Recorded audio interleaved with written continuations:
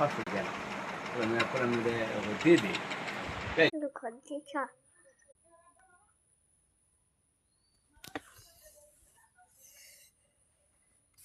সৰকাৰে কোনো ব্যক্তিৰ উপৰ তেওঁৰ ধৰ্মৰ বাবে ভাষাৰ বাবে জন্মস্থানৰ বাবে তেওঁৰ লিংগৰ বাবে